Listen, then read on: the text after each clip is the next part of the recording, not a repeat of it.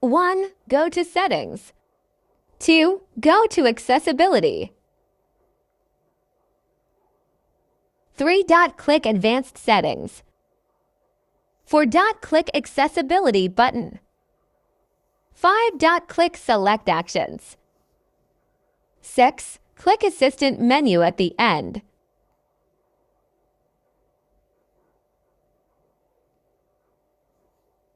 7. Click Allow. That's all. Now at the right corner you will see a button. Clicked it.